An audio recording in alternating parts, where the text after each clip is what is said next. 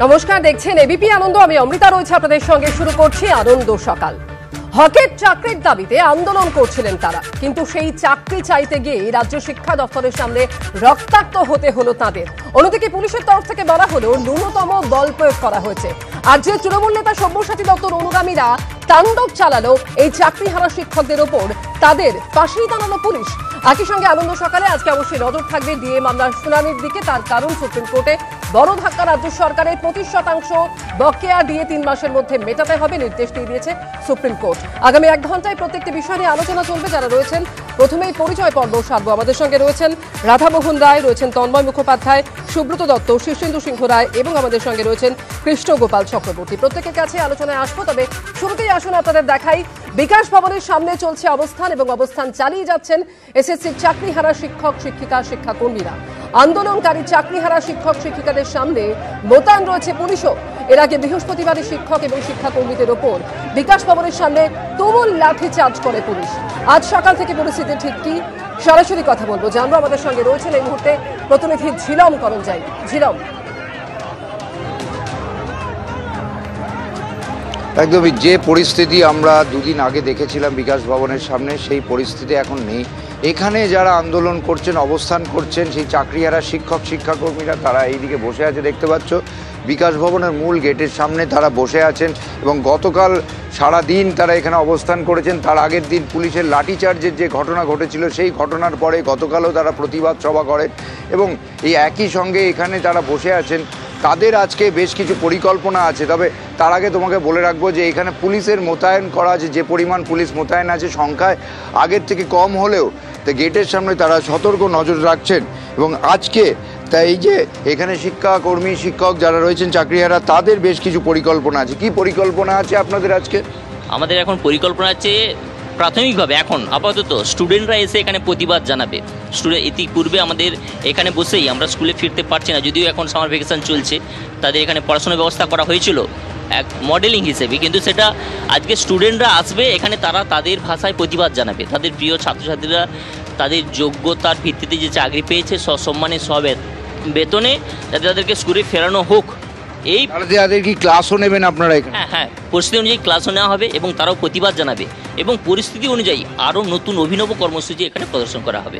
বুঝতেই পারছো, দীর্ঘ আন্দোলন, দীর্ঘ অবস্থান চালিয়ে যাওয়ার জন্য তারা প্রস্তুতি নিচ্ছেন। আজকে যেমন জানাচ্ছেন এখানে শিক্ষক, যারা যোগ্য শিক্ষক, চাকরিহারা যোগ্য শিক্ষক, তারা বলছেন যে পড়ুয়ারা তাদের কাছে আসবে, পড়ুয়াদের কাছে তারা যেতে পারছে না, পড়ুয়ারা এখানে আসবেন, তারা ক্লাসও নেবেন এবং পড়ুয়ারা প্রতিবাদ জানাবেন যাতে এই যোগ্য শিক্ষকদের ফের স্কুলে ফিরিয়ে নেওয়া যায়। তবে এলাকায় কিন্তু যারা অবস্থান করছেন শিক্ষক শিক্ষাকর্মী যারা চাকরিহারা, তারা কিন্তু একদম দৃঢ় প্রতিজ্ঞ যে তাদের দাবি আদায় করে তবেই বিকাশ ভবনের সামনে থেকে তারা সরবেন। একেবারে আন্দোলনে অনড় রয়েছেন চাকরিহারা শিক্ষকরা। ধন্যবাদ ছিলাম তোমাকে। এর আগে গত বৃহস্পতিবারই চাকরিহারা আন্দোলনকারী শিক্ষক এবং শিক্ষাকর্মীদের ওপর বিকাশ ভবনের সামনে তুমুল লাঠিচার্জ করেছিল পুলিশ। গতকাল সাংবাদিক বৈঠক করে এডিজি দক্ষিণবঙ্গ সুপ্রতিম সরকার বলেন, পুলিশ ধৈর্য এবং সংযমের চূড়ান্ত পরীক্ষা দিয়েছে, যদিও উল্টো অভিযোগই করছেন চাকরিহারা আন্দোলনকারীরা।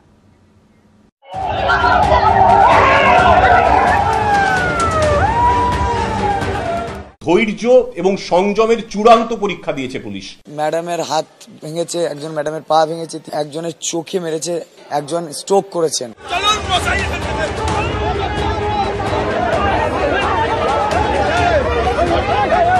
যে জনপ্রতিনিধির কথা বলছেন তিনি ওখানকার বাসিন্দা। এটা অন রেকর্ড ক্লিয়ার করে দিতে চাই, প্রথম বেআইনি কাজটা কিন্তু আন্দোলনকারীদের তরফেই করা হয়েছিল। পুলিশ একদিকে আমাদের মারছে আর একদিকে বোমা বন্দুক গুলি এইসব নিয়ে গুন্ডা বাহিনী দাঁড়িয়েছে। এইভাবে মারলো, আজকে আমাদেরকে কোনো অন্যায় করিনি, আমরা শান্তিপূর্ণ অবস্থান করছিলাম। আমার বন্ধু যে রজত, ওকে স্যার 3 জনে মেরে পুরো মাথা ফেটে ফেলেছে স্যার। ওরা স্যার বাঁচবে না, কোনো হেল্প নেই স্যার, মাথা পুরো স্যার ফেটে গেছে। পুলিশ মেরে থামেনি, গুন্ডা লোকাল গুন্ডা নিয়েছে, তারা আমাদের মারছে। বৃহস্পতিবার বিকাশ ভবনের সামনের ছবি প্রকাশ করে পুলিশ জানিয়েছে তাদেরও বেশ কয়েকজন কর্মীকে মারধর ও হেনস্থা করা হয়েছে। ঐশী মুখোপাধ্যায়, ব্রতদীপ ভট্টাচার্য ও সত্যজিৎ বৈদ্যর রিপোর্ট, এবিপি আনন্দ। আমি কৃষ্ণগোপাল বাবুকে দিয়ে আলোচনা শুরু করব। কৃষ্ণগোপাল বাবু, দুর্নীতি করেছে একদল আর সেজন্য ভুগতে হচ্ছে বাকিদের। মানে যেভাবে যোগ্য চাকরিহারা শিক্ষক, তাদের প্রতি পুলিশের যে ট্রিটমেন্ট আমরা দেখলাম, যেভাবে রক্তাক্ত হতে হলো তাদের, তারপরও পুলিশ বলছে এটা কোনো গণতান্ত্রিক আন্দোলন নয়, এভাবে অবরুদ্ধ করে আন্দোলন করা যায় না। একটা কথা বলি, অন্যায়, অনিয়ম, দুর্নীতি যখন অলিখিত আইন হয়ে দাঁড়ায় তখন প্রতিবাদটা নিয়ম করেই দাঁড়াতে হবে, প্রতিবাদ করতে হবে। আমরা প্রতিবাদ করছি শান্তিপূর্ণভাবে, নিরস্ত্র নিরীহ শিক্ষক শিক্ষিকা শিক্ষাকর্মীরা গণতান্ত্রিক দেশে গণতান্ত্রিক পদ্ধতিতে 7 তারিখ থেকে অবস্থান বিক্ষোভ করছে এবং গত 15 তারিখ আমাদের বিকাশ ভবন চলোর ডাক দেওয়া হয়েছিল। আমাদের সঙ্গে পুলিশ প্রশাসনের কোনো রকম কোনো গণ্ডগোল নেই, থাকার কথাও নয়, কারণ আইন শৃঙ্খলা রক্ষার দায়িত্ব পুলিশ প্রশাসনের। আমরা শুধু এসেছিলাম যে আমরা কমিশন চলোর ডাক দিয়েছিলাম, আপনারা জানেন, আপনারা দেখিয়েছেন। আচার্য সদনে আমাদের যে চেয়ারম্যান, সাহিত্য অপদার্থ চেয়ারম্যান, যারা পারল না এখনও পর্যন্ত ওএমআরগুলো পাবলিশ করতে, যেটাকে পাবলিক ডোমেনে নিয়ে আসার কথা আমরা বলেছি, ওনাকে 48 ঘন্টা আমরা এর মধ্যেই রেখেছিলাম, তার অফিসের মধ্যেই রেখেছিলাম। আমরা পরবর্তীকালে বলেছিলাম আপনার যদি খাওয়ার দাওয়ার কোনো কিছু লাগে, আমরা এখানে রাস্তায় পড়ে থাকলেও আপনার জন্য আমরা ব্যবস্থা করব। অসুবিধা হলে, শারীরিকভাবে যদি আপনি অসুবিধা ফিল করেন, অসুস্থ ফিল করেন, তাহলে আমরা ডাক্তারবাবুদের নিয়ে গিয়ে মেডিকেল বোর্ড বসিয়ে দেবো, কিন্তু আপনি ওএমআরগুলো খুঁজুন কোথায় আছে। তো উনি যখন করলেন না, 48 ঘন্টা পরে স্বাভাবিকভাবে আমরা গণতান্ত্রিক পদ্ধতি থেকে ওনাকে বের করে দেই। পরবর্তী সময় উনি আচার্য সদন অভিমুখে যাননি, উনি বিকাশ ভবনেই আছেন। এবং যেহেতু তার পূর্বতর আগে জানেন যে আমরা গিয়েছিলাম শিক্ষা অপদার্থ শিক্ষামন্ত্রীর সঙ্গে দেখা করতে, যে শিক্ষামন্ত্রী এরকম 15 তারিখ এত বড় একটা ঘটনা ঘটে গেল, তারপর একটা বিবৃতি নেই, পুলিশ মন্ত্রীর কোনো বিবৃতি নেই। তো আমরা গিয়েছিলাম সেখানে, শিক্ষামন্ত্রী নিশ্চিতভাবে নিচে নেমে আসবেন। এত আন্দোলনকারী তারা কেন আজকে আন্দোলন করছে, কেন তাদেরকে আজকে পথে নামিয়ে দেওয়া হলো, কেন ঝড় জল ঝঞ্ঝা উপেক্ষা করে আজকে রাস্তায় পড়ে থাকতে হচ্ছে রাজ্যের জাতির মেরুদণ্ডকে। একেবারে এখনো কোনো বিবৃতি পাওয়া যায়নি শিক্ষামন্ত্রীর তরফে, বিবৃতি আমরা পাইনি। এবং এটাই তো প্রশ্ন যে তারা তো পূর্ব ঘোষিত কর্মসূচি, সেই কর্মসূচি তারা করছিলেন, তাহলে পুলিশের তরফ থেকে আগাম কি কোনো প্রস্তুতি ছিল না এর পিছনে? এই ছবি কেন দেখতে হলো রাধামোহন বাবু? দেখুন, আমরা সবাই একটা জিনিস জানি, যারা শিক্ষকরা হয়, যারা টিচার, যারা গুরু, তাদের একটা শ্রদ্ধার একটা আলাদা লেভেল থাকে, আর আমরা সবাই শ্রদ্ধা করি তাদের প্রতি এই আচরণ। হ্যাঁ, এটাই আমি বলতে চাইছি।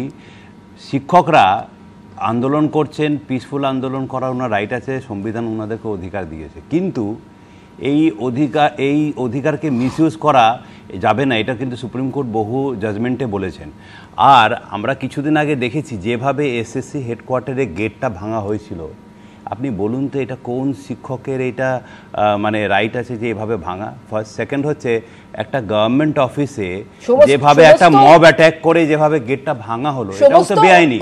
দেখুন, সাবধানতার সঙ্গে তো পালন করতে হয়, কিন্তু এই ক্ষেত্রে সেটা তো হয়নি আদৌ। এবার আমি বলি, দেখুন এই যে অ্যাটাকটা হলো, যেভাবে মানে ক্ল্যাশ হলো পুলিশ আর শিক্ষকদের মধ্যে, সেটা নিশ্চয়ই কোথাও না কোথাও এটা তদন্তের ব্যাপার আছে, এটা করা উচিত আর করতে হবে। কিন্তু জিনিসটা হচ্ছে শিক্ষকদের আচরণটাও তো শিক্ষকদেরকে মানতে হবে যে ওনারা ভুল করেছেন। আমরা আপনাদের মিডিয়া মাধ্যমেই দেখেছি, আমি নিজেও দেখেছি যেভাবে গেট ভেঙেছে, যেভাবে মানুষরা লাফাচ্ছিল। একজনকে আমি দেখেছি পাঞ্জাবি পরে, মানে নেতাদের মতন গেট ফেট ভেঙে লাফাচ্ছে, মনে হচ্ছে যে বড় একটা মনে হয় এলওসিতে পাকিস্তানকে হামলা করে। এবার আমি বলি, এই যে চাকরি গভর্নমেন্ট জব শুধু করে, পুলিশের লাঠিচার্জ নিয়ে প্রশ্ন উঠেছে বিভিন্ন মহলে। পরিস্থিতি নিয়ন্ত্রণে পুলিশকে আগে থেকে তাহলে প্রস্তুত ছিল না বাগানে বসে থাকা আন্দোলনকারীদের উপর? তাহলে কেন লাঠি চালাতে হলো, প্রশ্ন উঠছে।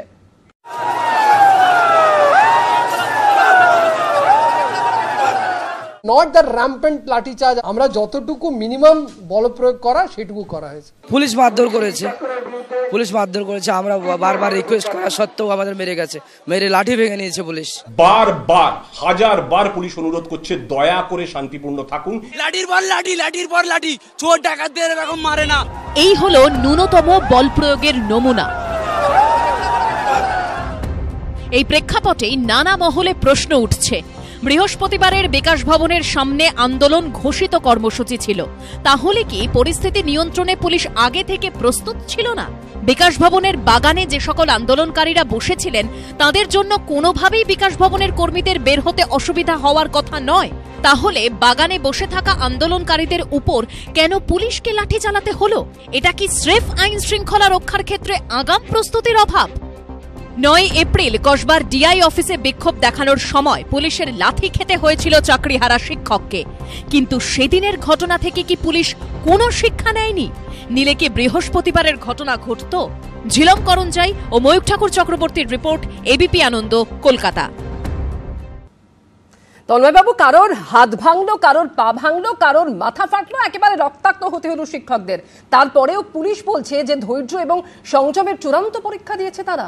হ্যাঁ, দেখুন এখন যে পুলিশ এগুলো বলছেন না, পুলিশকে এবার মেডেল দিতে হবে আমাদেরকে, পুলিশকে বাহবা দিতে হবে, কারণ ওরা গুলি চালাননি। এইটুকু বলতে চাইছেন যে আমরা তো গুলি চালিয়ে কারোকে মেরে ফেলিনি। কারণ এই যে হচ্ছে একটা শান্তিপূর্ণ একটা আন্দোলন করছেন, প্রশ্ন হচ্ছে তাদের কেন যেতে হলো ওখানে?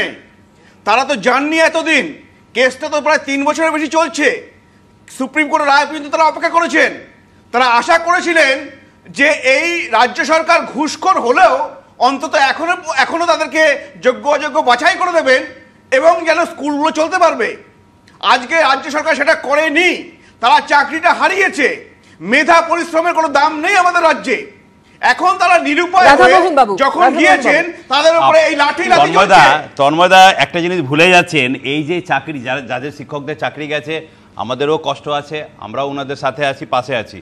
কিন্তু তন্ময় ধারা এখানে রাজনীতি করছে। আরে দাঁড়াও, তোমাদের নিজেদের লোক দিব্যেন্দু অধিকারী চেনো তো নিশ্চয়ই তুমি। তারপরে হচ্ছে তোমাদের কি ওই ঠাকুর, দাঁড়ান আমি বলছি এক্ষুনি,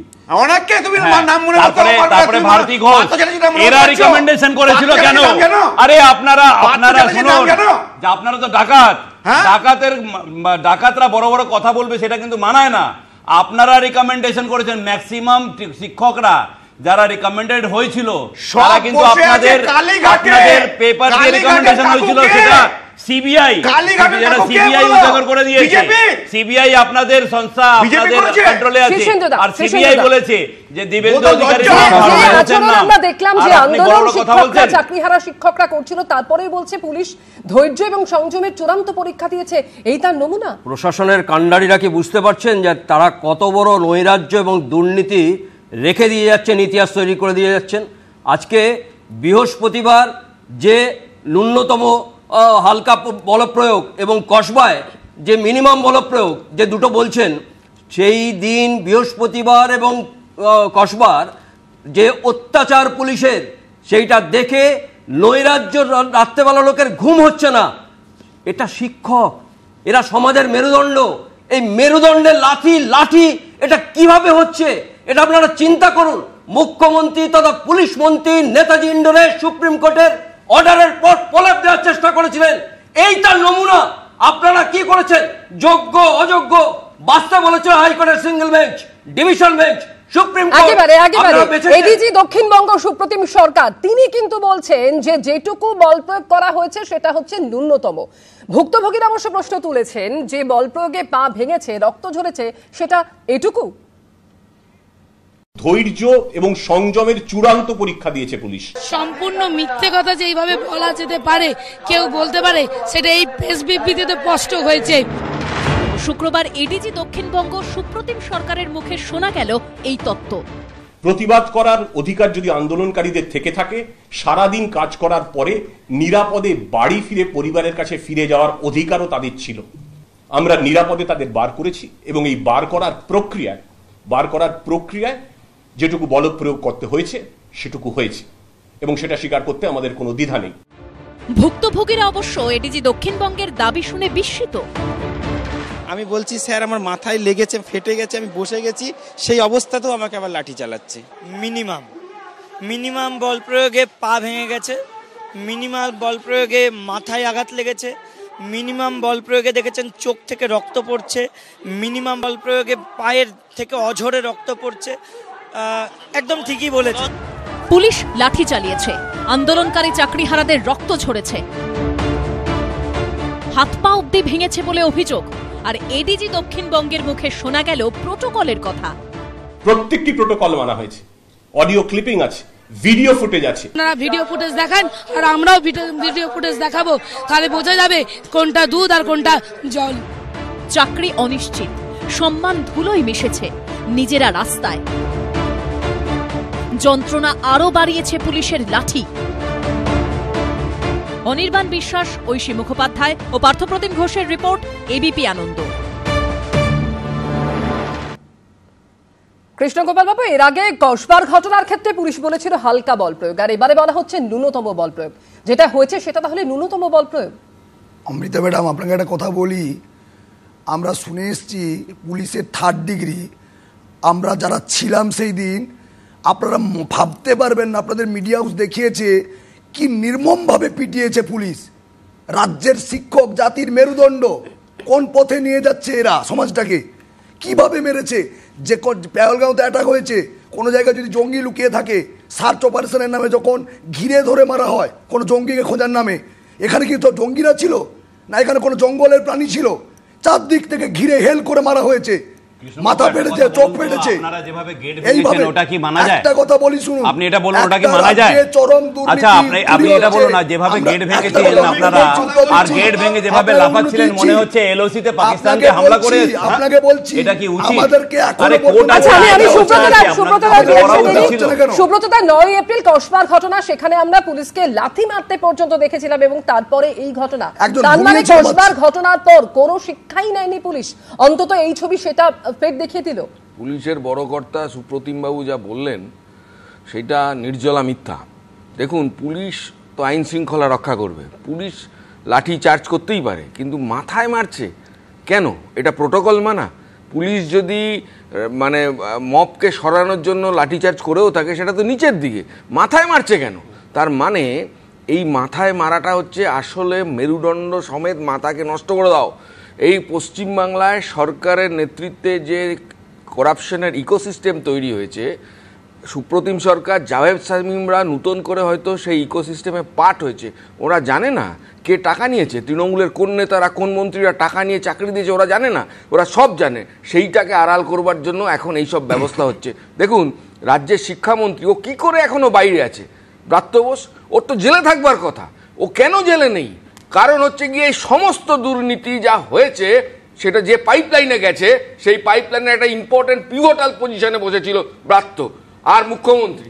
তাহলে এইরকম একটা ভয়ঙ্কর দুর্নীতি, যে গোটা রাজ্যে একটা করাপশনের ইকোসিস্টেম ক্রিয়েট করা হলো রাজ্য মন্ত্রিসভার নেতৃত্বে, আজকে পুলিশ বাহিনীকে সেটা কভার আপ করতে হচ্ছে, এবং পুলিশের বড় কর্তারা তারা এই দুর্নীতির ইকোসিস্টেমের পার্ট হয়ে যাচ্ছেন।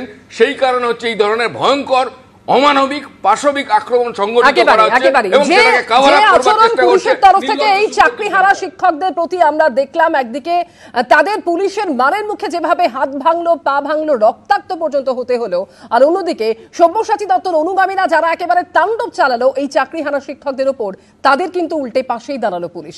লাথি, ঘুষি, হেলমেট দিয়ে মার। বৃহস্পতিবার সকালে বিধাননগর পুরসভার চেয়ারম্যান এবং তৃণমূল নেতা সব্যসাচী দত্তর অনুগামীদের আচরণে স্পষ্ট ছবি ধরা পড়েছে ক্যামেরায়। আর তারপরেও আইনি ব্যবস্থা নেই অত দূর, উল্টে দাপুটে তৃণমূল নেতার পাশেই দাঁড়িয়েছে পুলিশ।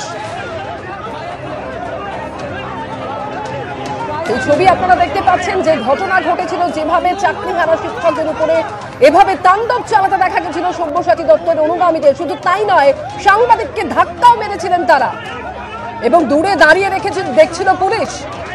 যদিও সব্যসাচী দত্তের আচরণে কোনো দোষী দেখতে পাচ্ছেন না পুরমন্ত্রী ফিরহাদ হাকিমও।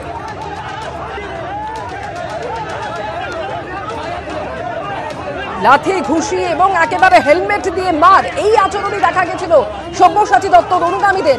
শীর্ষেন্দুদা, এখানে সুপ্রতিম সরকার তিনি এই ঘটনার পর বলছেন যে প্রথম বেআইনি কাজটা করেছিল আন্দোলনকারীরাই, কিন্তু এটাই তো প্রশ্ন যে বেআইনি কাজটা প্রথম করলো কে? আজকে যদি এই দুর্নীতি না হতো, তাহলে তো আজকে এই দিন দেখতে হতো না এই শিক্ষকদের। একদমই ঠিক। প্রশাসন যাকে ঢাকতে মরিয়া, তাহলে এই শাসক পক্ষের দৌরাত্ম। আজকে সব্যসাচী দত্ত কি পুলিশ? উনি ওনার অনুগামীরা কি পুলিশ? ওনারা ওখানে গেছেন কেন? আজকে সাংবাদিকদের আপনারা ইয়ে করছেন না। গণতন্ত্রের 4টে স্তম্ভ, সেই 4টে স্তম্ভকে আপনারা মানেন না।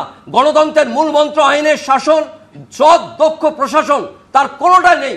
এই সভ্য সমাজ এই শিক্ষকদের মারছেন, আপনারা কোনো ওয়ার্নিং দেন না। 10 মিনিট কি আধ ঘন্টা বাদে আমরা লাঠিচার্জ করব, তার কোনো ওয়ার্নিং নেই। মাথায় মারছেন, পুলিশের নিয়ম হচ্ছে হাঁটুর নিচে মারা। কি দেখছে এই মানবিক মুখ্যমন্ত্রীর মুখ, কি দেখবে মানুষ? আজকে যে ছাত্রছাত্রীরা এই মাস্টারমশাইদের কাছে পড়েছেন, তারা টিভিতে দেখছেন যে এই মাস্টারমশাইরা মার খাচ্ছেন। এই মার খাওয়ার নেপথ্যে কারা? এই প্রাতিষ্ঠানিক চুরি, এই প্রাতিষ্ঠানিক চুরি যারা করেছেন। পরীক্ষা নিয়েছিলেন এসএসসি, মার্কশিট তার পাওয়ার কথা, এসএসসি কেন সেটা দেখেননি? আচ্ছা, রিঅ্যাকশন বলুন। সিন্ধুদা আজকে এক্সাইটেড হয়ে গেছে। কোনো এক্সাইটেড নেই। আপনারা যদি নিজের আচ্ছা প্রত্যেকের রিঅ্যাকশন নেব। কংগ্রেস ঢুকে আবার যথেষ্ট এক্সাইটেড হওয়ার কারণ আছে দাদা, চাকরিটা চলে গেছে। আপনাদের আমলে মনে আছে? এদের তো দেওয়ালে পিঠ থেকে গেছে, পুরো ভবিষ্যৎটাই এদের অনিশ্চিত। না ম্যাডাম, আমি একটা কথা বলি। দেখুন, আমরা টিচারদের শিক্ষকদের পাশে আছি, সাথেও আছি, কিন্তু ইনাদেরকে প্রভোগ করা হচ্ছে, এখনো অবধি তার প্রভোগ করা হচ্ছে। এই রাজ্য সরকারের তরফ থেকে বারবার বলা হয়েছিল প্রভোগ করা হচ্ছে, সেটা আমরা দেখেছি। এবার জিনিসটা হচ্ছে, দেখুন, মুখ্যমন্ত্রীর উপরে ভরসাটা রাখতে হবে, টাইম দিতে হবে। কতদিন? এই রাতারাতি তো হয় না। এবার জিনিসটা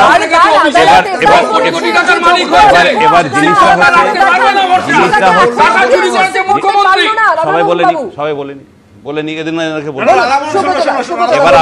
এবার আমি একটু বলে তো আমাকে, তোমার বেলা আমি আর ডিস্টার্ব করিনি।